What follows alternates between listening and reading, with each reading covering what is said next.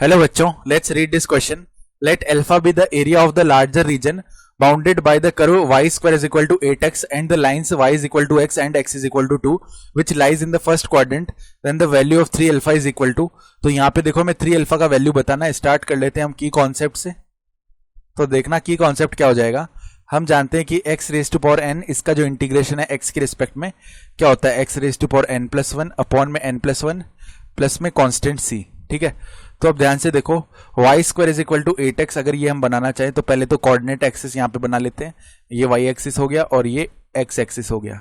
ठीक है, तो y square is equal to 8x ये तो इस तरीके का एक पैराबोला आने वाला है हमारे पास। सही है, और अब हम बात करें यहाँ पर y is equal to x की, तो y is equal to x जो है वो ऐसे ओरिजिन से पास करती हुई लाइन आने वाली है इस तरीके की। ठीक है, तो ये हमारी लाइन हो जाएगी y is equal to x, completely ये लाइन इस तरीके की होने वाली है। ठीक है, तो अब देखो यहां पर अगर ये लाइन हो रही है y is equal to x वाली, ये ऐसे आगे जाएगी। ठीक है, तो अब देखो यहां पर क्योंकि line y is equal to x है और ये हमारा कर्व कौन सा है, y square is equal to 8x। ठीक है, तो अगर हम ये पॉइंट निकालना चाहते हैं, मान लो इस पॉइंट को हम b पॉइंट बोल लेते हैं। ठीक है, तो इसके कोऑर्डिनेट्स निकालने के लिए y is equal to x यहाँ पे पुट कर देते हैं y में, तो क्या मिल जाएगा, x square is equal to 8x। तो अगर x कॉमन ले लिया हमने तो x minus 8 is equal to 0, यानी x इज इक्वल टू 0 आ जाएगा और x इज इक्वल टू 8 आ जाएगा। यानी ये दो प्लेसेस पे कट करेंगे, एक तो जब x कोऑर्डिनेट 0 होगा यानी यहाँ पे ओरिजिन पे कट कर ही रही है, और एक दूसरा पॉइंट जो कि b पॉइंट है जहाँ पे कट कर रही है वहाँ पे x कोऑर्डिनेट 8 होगा।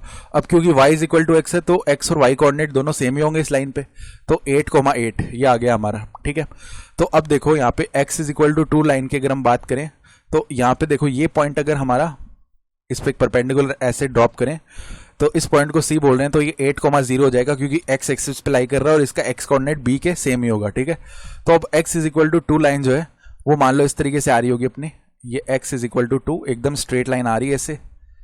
ठीक है, तो यहाँ पे जो है ये 2,0 हो जाएगा, ये इसको a पॉइंट बोल देते हैं, ये line x is equal to 2 है। सही है, तो अब हम देख पा रहे हैं कि अगर हम रीजन देखें bounded y square is equal to 8x इस पैराबोला से, y is equal to x इस लाइन से और x इज इक्वल टू 2।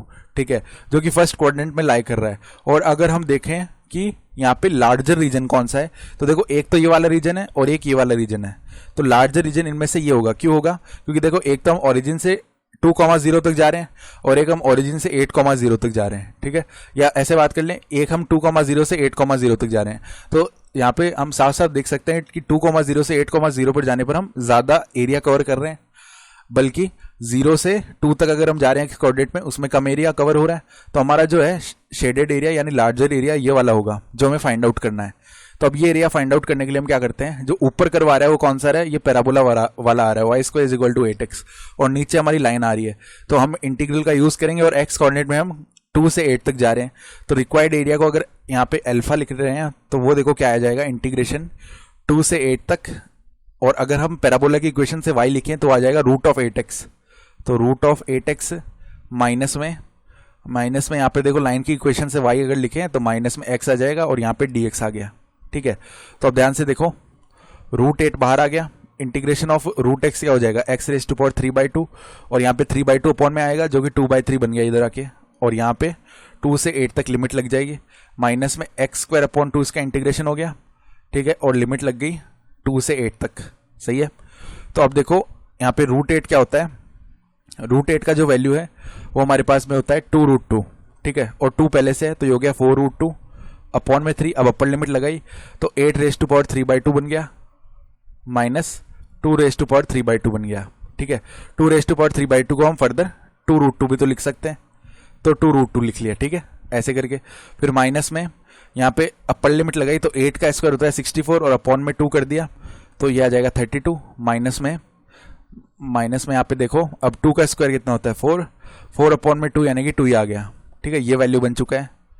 तो अब देखो यहाँ पे फर्दर सिंप्लीफाई करते हैं हम, तो यहाँ से देखो फर्दर क्या हो जाएगा, 8 रेज टू पावर 3/2, तो 8 को हम 2 क्यूब लिख सकते हैं, 2 क्यूब की पावर 3/2, यानी कि ये क्या बन जाएगा, alpha is equal to 4√2 upon 3, और 2 की पावर 9/2 बन जाएगा इधर, और माइनस में है 2√2, तो माइनस में 2√2 आ गया, और फर्दर देखो यहां से माइनस में है 30, ठीक है। तो अब 2⁹ अगर इसको हम लिखना चाहें तो कैसे लिख सकते हैं, 2⁴ प्लस में 8/2 ऐसे लिखा जा सकता है ना।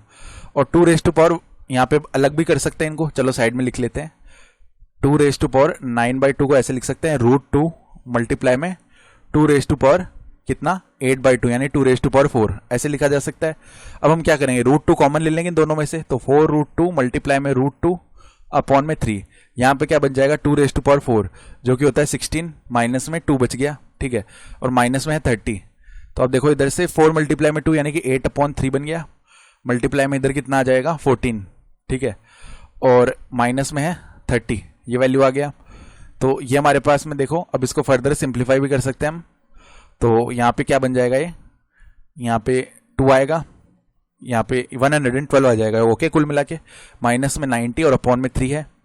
तो इसका मतलब ये कितना बन गया हमारे पास, यहाँ पे पहले 2 आएगा और 2 यानी 22/3। तो अगर आप 3 अल्फा का वैल्यू लिख रहे हैं तो वो आ जाएगा हमारे पास 22। तो 22 हमारा रिक्वायर्ड आंसर हो गया इस क्वेश्चन के लिए। I hope you understood this explanation. Best of luck.